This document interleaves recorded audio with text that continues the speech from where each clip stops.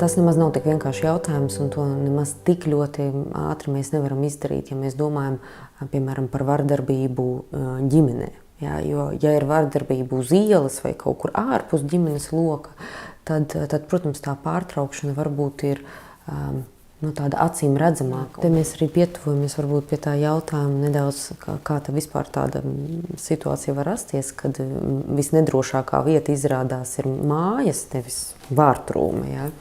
Pēc statistikas, jā, tā arī manā praksē ir gadījies, ka cilvēks atnāk un, piemēram, grib kļūt par vēl labāku sievieti, par vēl labāku māti, sievu, kaut kā iemācīties visu piedot vai ātrāk piedot lietas. Un kad sāk skaidrot, kas tad tur notiek, vai, piemēram, ir kaut kādas galvas sāpes vai depresijas pazīmes, un kad sāk tā kā šķetināt, kas varētu būt tie apstākļi, kur tas viss ir radies, tad var atklāties, ka patiesībā tur notiek vardarbība. Jā, kad psihoterapeita darbs, viņš varbūt ir tāds darbs ar individu, jā, vai ar nelielu grupu, jā, ja mēs domājam par grupu psihoterapiju.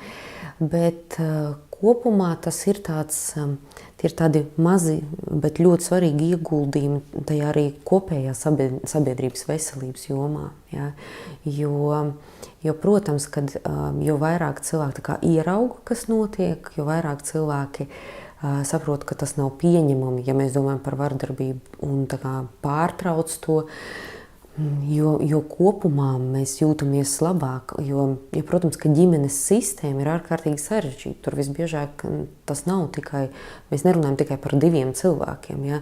Tur vēl ir bērni, un ja mēs skatāmies uz tādu paplašinātu ģimeni, tad tur var būt arī dažādas paudzes, tur var būt tantes, onkuļi, vecās mammas un vecmammas, ja? Vai vecvecāki. Varbūt arī kaimiņi. Un kaimiņi, jā, ka tas ir kaut kas, kas skar patiesībā dažkārt varbūt pat 10, 11 cilvēkus. Jā. Ja nomainās kaut kas tajā mazajā sistēmā, ja viņa paliek veselīgāka, tāda cilvēcīgāka, civilizētāka, tad tas ietekmē daudzu cilvēku likteņus arī ilgtermiņā. Tad, kad Krīžu centrs vispār parādījās 90. gadu beigās, līdz ar neatkarības atgūšanu, tad varbūt saruna par vardarbību ģimenē izraisīja lielu izbrīnu. Daudz cilvēku teica, kā, vai tad aizvien Latvijā ir vardarbība ģimenē? Nevar būt. Ja?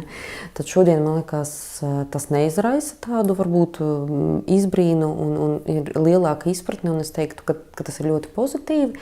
Un, protams, kad arī mēs dzīvojam, mums ir paveicies, mēs dzīvojam laikā, kad mēs varam paši definēt, kas mēs esam, mēs varam attīstīties, mēs varam, izvēlēties sev partnerus, kādus mēs vēlamies, karjeru, kādu mēs vēlamies, un visu kaut ko citu, dzīves vietu.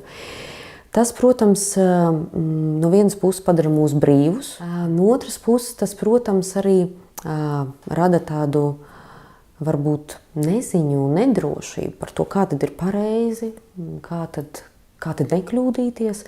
Un tad, kad nav tādi standarti precīzi noteikti, tad ir jāatrod pašam arī veids, kā tikt galā ar to nedrošību. Un tas dažkārt ir izaicinājums. Es baidos, ka arī, ka nav neviens vēl atradis tādu universālo laimes recepti, vismaz neesmu satikusi tādu, lai kaut ko izdarot vai padomājot vai pasakot, mēs visi kļūtu laimīgi. Bet psihoterapeita misijā vai uzdevumos taču ir kaut kas saistīts ar laimi, ne? Jā, tas ir cilvēku pasūtījums. Jo ne visi pasūta laimi. Jā. Tu prasa kaut ko savāt? Nē, protams, ka vēl nav neviens atnācis un nav paprasījis man lūdzu vairāk trauksmes vai kaut ko tādu. Nē, tā neviens nav. Bet ir cilvēki, kas, piemēram, vēlās piepildījumu. Ja? Es nezinu, tas varbūt ir saistīts ar tādu laimi, bet dažreiz vajag grib mieru. Ja? Tas arī vai vēlās tādu skaidrību. Ja. Un, protams, ka jūtas, tas ir tāds blakus, tāds produkts tam, kā mēs dzīvojam to dzīvi. Ja. Ko mēs domājam par to dzīvi, par sevi, par citiem, un arī kā mēs rīkojamies. Es teiktu tā, ka ir daudz dažādas lietas notiek, ko cilvēki dara, lai sajustu to, laikam latviski tagad pieņemts tulkot labizjūtu, jeb angļu valodā well-being, tādu dzīves kvalitāti, tā varētu teikt. Un ir daudz dažādi paņēmieni, un es pieņemu, ka ir paņēmieni, kas vairāk dara vieniem vai citiem vai kaut kādā dzīves posmā. Es nezinu, vai to var nosaukt par tādu atsevišķu terapijas virzienu, jo terapija tomēr paredz tādu vairāk sistemātisku dzīves kvalitātes uzlabošanu. Atsevišķi paņēmieni, viņi eksistē, lai atrisinātu varbūt kaut kādu vienu jautājumu vai dotu dažreiz grūdienu risināt kaut kādas lietas un izsist no tādas varbūt rutīnas un sajust. Dažreiz cilvēkiem ir svarīgi sajust, ka viņi ir dzīvi. Tā kā sajust atpakaļ, ka viņi var just un vēlēties un sajust, ka viņi var kaut kādas lietas mainīt un sasniegt un nav tā, ka viņi ir ieslodzīti tajos apstākļos, kādos viņi dzīvo varbūt konkrētajā dzīves mirklī. Ja mēs skatāmies, piemēram, uz to pašu vardarbības jautājumu, un ik pa brītiņam tiek izstrādāts, un viņas ir diezgan daudz, ja mēs skatāmies uz ārzemēm, programmas, kā mēs varam piemēram, palīdzēt varmākam tikt galā ar savu varmācīgo uzvedību un tomēr risināt civilizēti dažādus jautājumus un saspīlējumus, kas ģimenes dzīvē rodās, tad viens no tādiem lielākiem tādiem klupšanas akmeņiem varētu būt tieši tas, kāpēc viņas dažreiz nenostrādā, ka viņām ir tāda vispārīga pieeja. Un tomēr katram cilvēkam, varbūt pat, ja tas jautājums ir līdzīgs ar citiem cilvēkiem, ir nepieciešams varbūt nedaudz ilgāks vai nedaudz īsāks laiks, vai vienam vajag vienas metaforas vai vienus vārdus, lai saprastu to būtību, otram vajag citus. Tāpēc es teiktu, ka no vienas puses varētu teikt, ka ir universālās lietas, ko mēs varam caur tādiem zinātniskiem pētījumiem atklāt, un ja mēs skatāmies uz kognitīvu behaviorālo pieeju, tur ir pilns ar pētījumiem, kas pierāda, piemēram, efektivitāti. No otras puses vienmēr ir kaut kāds procents, kuriem pat vislabākās metodas nepalīdz, un tad ir jautājums, kas ir jādara savādāk, un ka tā pieeja no vienas puses standartizēta, bet no otras puses nepazaudēt tajās standartos kaut kādos to dzīvo cilvēku, kuram ir tomēr katram sava tā dzīves vēsture un arī problēmu izveidošanas vēsture un arī, savs temperaments un savi resursi, kā tikt galā ar lietām. Ja mēs skatāmies uz mūsdienu izpratni, un tas ir ļoti svarīgi saprast, ka mēs neskatāmies ar 19. gadsimta vai 20. gadsimta sākuma acīm, mēs skatāmies ar šodienas acīm. Mēs kā nekad agrāk saprotam ilgtermiņa sekas dažādai uzvedībai. Un mēs vispār esam atklājuši, man liekas, tas ir fantastisks atklājums, ka ir tāda ne tikai fizioloģija, bet arī psiholoģija. Ja? Tas nozīmē, ka ir likumsakarības, kā mūsu psihe funkcionē. Tas, kas bija agrāk, kad šādu zināšanu nebija.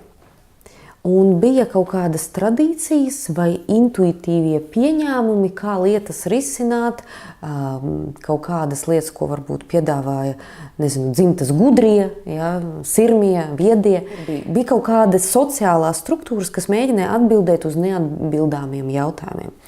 Mūsdienās mēs esam ne visas, ne tuvu visas, bet kaut kādas atbildes dabūjuši. Un agrāk cilvēki nesaprata, ka mazi bērni tie nav tā kā pieaugušo mazās kopijas, vienkārši tā kā fiziski neizaugušas, ka viņu izpratne, viņu psihe atšķirās no pieaugušo. Un tas, ka mēs viņus peram, ilgtermiņā nedod labu rezultātu. Ka patiesībā kaut kas no tā, ka cilvēka dzīve ir salauzta, ir saistīts ar to, ka 20 gadus atpakaļ viņu, piemēram, regulāri pēra.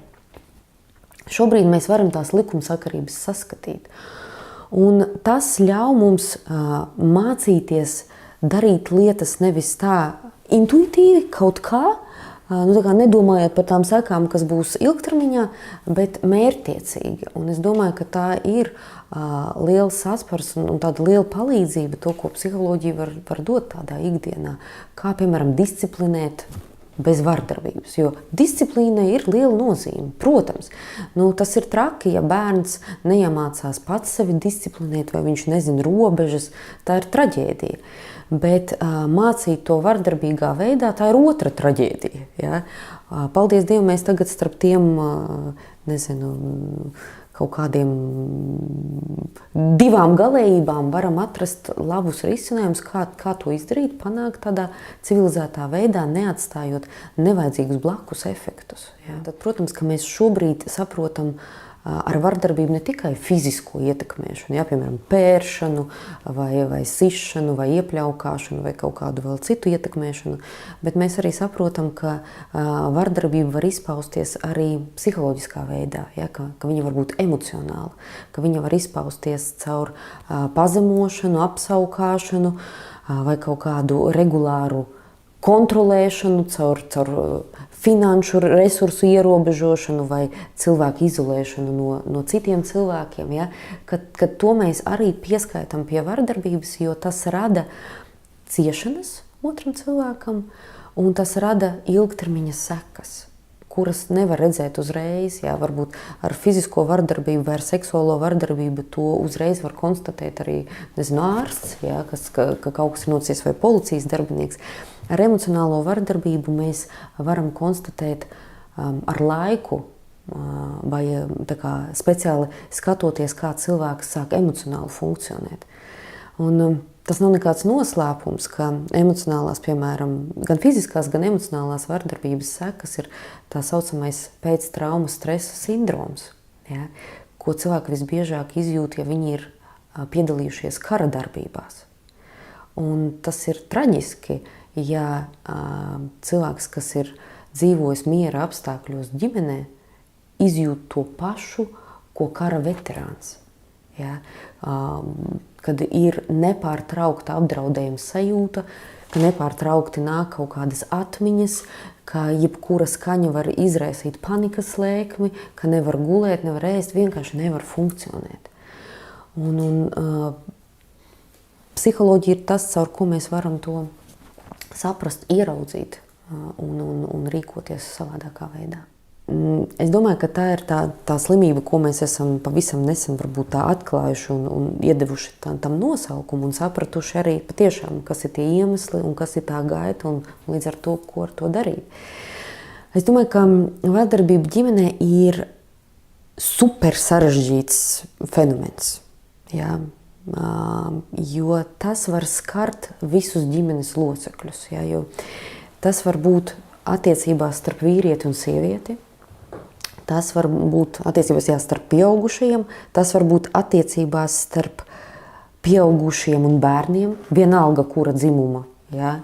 Tas var būt attiecībās starp vecākiem cilvēkiem, kad viņi ir pieklājīgā vecumā un izaugušiem bērniem, tas var būt bērnu starpā, un tas ir kaut kas, ko mēs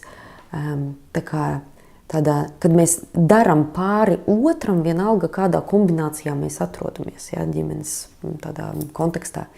Es teiktu, ka šobrīd nav tādas vienas teorijas, kas mums pateiktu, ka tas notiek tāpēc. Drīzāk ir vairāki labi izskaidrojumi un viņus sanāk paturēt prātā vairākus uzreiz, lai mēs varētu saprast arī, ko darīt. Uz itienu es varētu varbūt izdalīt tādas 3 lietas. Tad kāpēc tā vardarbība notiek? Un 2 lietas vieno abus dzimumus. Un te nav atšķirība vai vīrietis vai sieviete vai meitene vai puika. Pirmkārt, vardarbība var būt iemācīta, tā kā sociāli iemācīta lieta, jo nav nekāds noslēpums, ka mēs mācāmies, kad mēs esam mazi, skatoties un vērojot citu cilvēku uzvedību. Viens ir, ko cilvēki saka, un tur lasa mums gudras grāmatas, bet kā viņi uzvedās.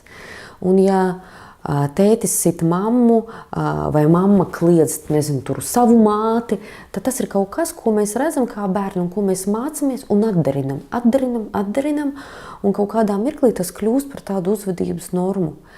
Diemžēl, tad, kad mēs redzam kaut kādus sāpīgus mirkļus, tas no sākuma mūs ļoti sāpina, bet ar laiku mēs kļūstam tādi mazāk jūtīgi. Es teiktu, mūsos sabrūk tā iekšējā, tāda gan pašvērtības sajūta vai vispār cilvēka dzīvības vērtības tā sajūta. Ja?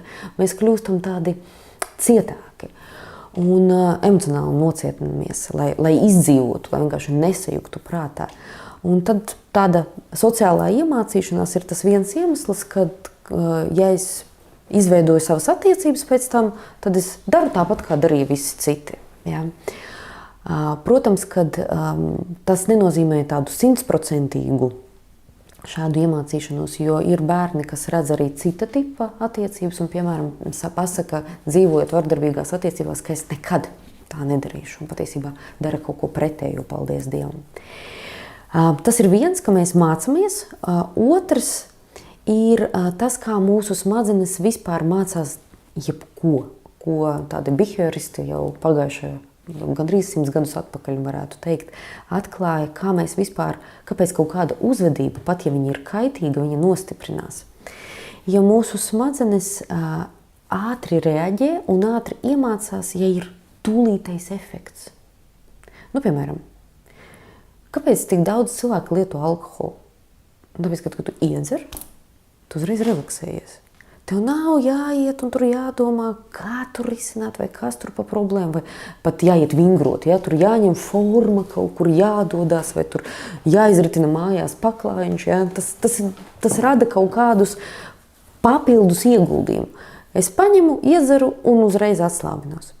Tas, ka pēc tam būs daudz sliktu negatīvu seku un dažreiz ārkārtīgi riskantu, tas priekš smadzenēm ir grūtāk saprotams. Ja, tur ir vajadzīga piepūle, lai to saprastu un lai uz šī grābekļa neuzkāptu. Tāpēc, ja bērns pamēģina, ka viņš ar kliedzienu, ar spiedienu panāk rezultātu, tas ir tas, kas viņam liek momentāli iemācīties, reku šito es varu darīt.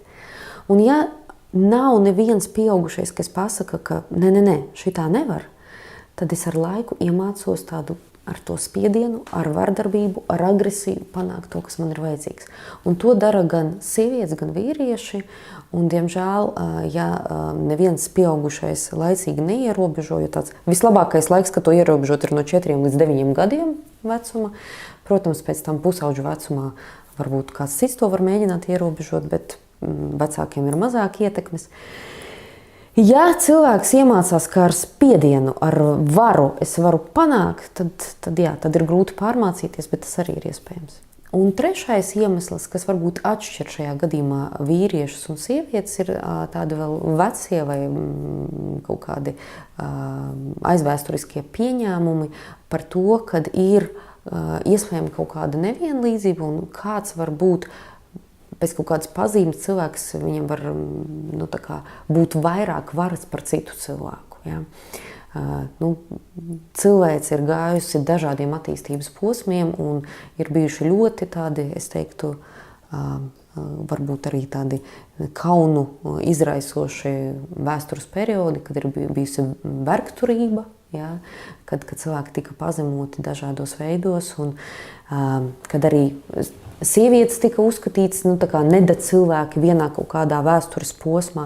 Paldies Dievam, mēs esam pāri šim posmam, bet kaut kādas vēl vēsmas no tā laika arī dažkārt ir, un viņas arī var izveidot tādu augsni vardarbības uzplaukšanai, jo ja es uzskatu, ka man pienākās, šajā gadījumā, piemēram, kā vīrietim, lai mani sievieti apkalpotu, tad tajā mirklī, ja viņa man neapkalpo, man ir tiesības sist, tad es situ un neuzskatu to par kaut kādu sliktu darbību. Ja? Tāpat kā, ja es kā vecāks uzskatu, ka sišana un pēršana vai likšana uz zirņiem stāvēt stundām uz ceļiem ir kaut kas ļoti pieņemams, tad es to daru. Ja?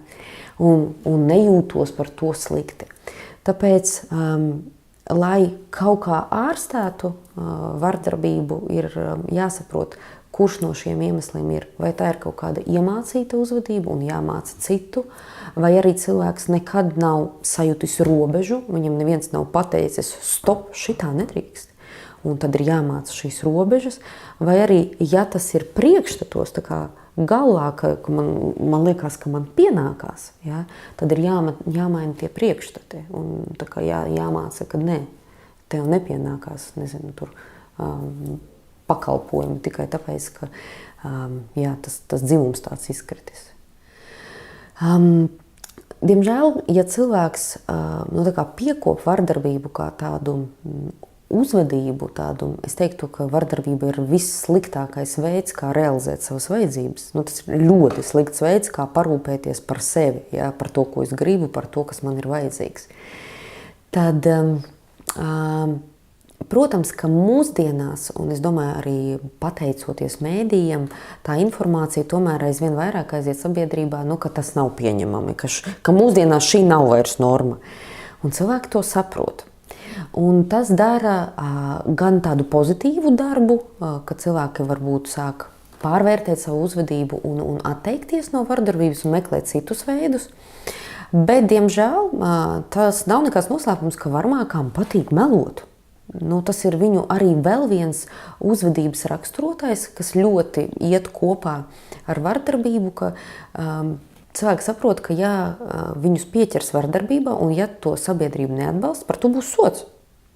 Un, lai izbēgtu no soda, bieži vien, kas ir jāizdara, jāpasaka, ka tas nav bijis. Un tad viss ir kārtībā, var turpināt dzīvot nemainoties. Ja? Un melošanu arī mēs iemācāmies ļoti agrīnā vecumā, dēļ tā, lai nedabūtu tos sodus, it īpaši, ja tie sodi ir neadekvāti, un ar laiku tas arī ietās kā tāda normāla uzvedība. Tā kā es teiktu, ka tā var būt, tie gan var būt meli, kāpēc cilvēks tā saka. Un otra lieta, ka, protams, ka tas, ko varmākas bieži dara, ka viņi meklē attaisnojumu citos. Ja, kad viņiem ir grūti atvainoties, tā patiešām sirsnīgi atvainoties, jo viņi parasti saka, ka mani izprovocēja, vai bija tādi apstākļi, vai viņa pati to kaut kādā veidā gribēja, vai vienkārši man neturēja nervi, vai kaut kas tāds. Ja? Neviens jau negrib justies slikts cilvēks. Ja? Un ja es saprotu, ka es esmu pārkāpusi sociālo normu, es mēģināšu kaut kā atpakaļ mēģināt viņā ierakstīties. Ja? Un, protams, ka ir arī gadījumi, ja cilvēks ir afekta stāvoklī, ka viņš var arī pa īstam neatcerēties. Tādu iespēju arī nevajadzētu izslēgt, ka cilvēks tiešām nesaprot, ko viņš ir darījis, bet tad parasti viņam izkrīt arī visas citas detaļas.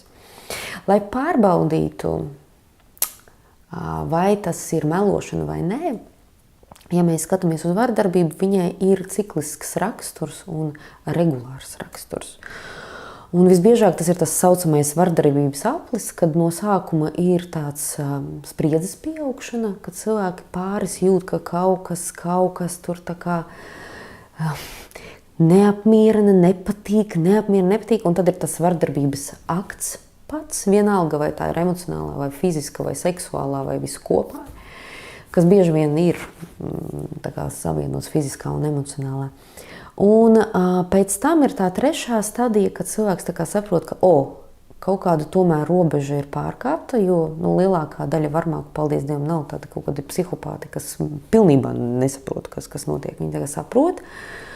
Un viņi pat var mēģināt kaut kādā veidā attaisnot savu darbību un salapt ar upuri. Un tas, kas notiek, kad sanāk tāds riņķa danzis, jo tajā salapšanā bieži vien cilvēks pārvēršās, viņš ir ārkārtīgi uzmanīgs, viņš dāvina ziedus vai viņš mēģina kaut kā padarīt tā otra cilvēka dzīvi par tādu super laimīgu, tādu paradīzi uz zemes virsmas. Un tas ir tas, kas padara tās attiecības tik sarežģītas. Ja? Un, diemžēl, tas ir tas, kas liek arī upuriem, dažreiz saka, kāpēc viņas neiet prom. Tur ir daudz un dažādi iemesli, bet viens no tiem iemesliem ir saistīts ar to, ka ir tie labie mirkļi.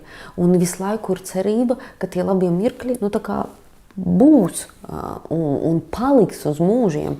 Un paiet diezgan ilgs laiks, kamēr upuris šajā gadījumā visbiežāk tā ir sieviete, kaut kur pēc vienas statistikas esmu lasījis, ka tie ir kaut kur 85%, ka tās ir sievietes.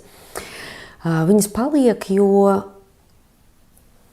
likās, ka tas tagad ir beidzies, tas sliktais ir beidzies. Un diemžēl jāpaiet vairākiem apļiem, kamēr, un dažreiz tie ir gadi, kamēr cilvēki saprot, ka nekas nemainās, tas viss vienkārši riņķo.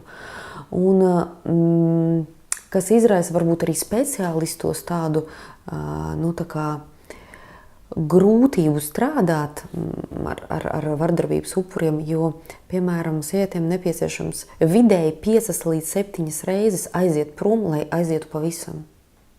Ja? Lai saprastu, ka nē, tas nemainīsies. Piemēram, ja tas vīrietis neizvēlās kaut kādu korekcijas programmu, protams, ka ja viņš izvēlās, tad tur ir iespējas, ka viņš mainās un tā situācija arī mainās. Bet ja no tās otras puses nav nekas, kas liecinātu, ka cilvēks maina kaut ko, tad tas pats par sevi nemainīsies. Ja, mūsu smadzenes un mūsu darbības viņām ir tendence atkārtoties.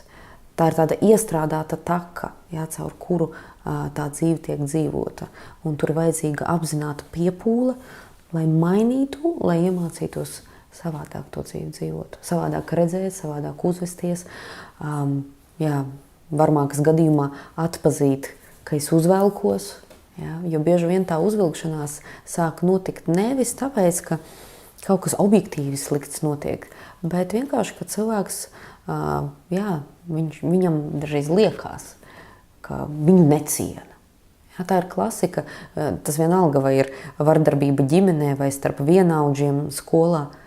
Bieži vien, ja puikām, kas aizsāk kautiņu, viņiem prasa, kāpēc tu sāc? Kas notika? Viņš uz mani tā slikti paskatījās. Un viņam prasa, ko nozīmē slikti? Man šķita, ka viņš mani neciena, viņš tā necienīgi paskatījās. Un ja prasa otram cilvēkam vai kā novērotēm, tad tur parasti nav nekas īpaši. Vienkārši cilvēks paskatās, ja tas ir normāli skatīties vienam uz otru. Tā interpretācija ir nepareiza. Un tā kā iemācīties saprast, ka, šajā gadījumā, ja mēs runājam par vardarbību ģimenē, bērns vai sieva, ka viņi neskatās ar kaut kādu ļaunu tur nolūku, ja, ka tas ir tikai manā galvā tāda ideja, tas prasa laiku un drosmi. Nav nekas jaudīgāks, kas nostiprina uzvedību, ja viņa ir, ja seko tai kaut kāds apbalvojums. Ja?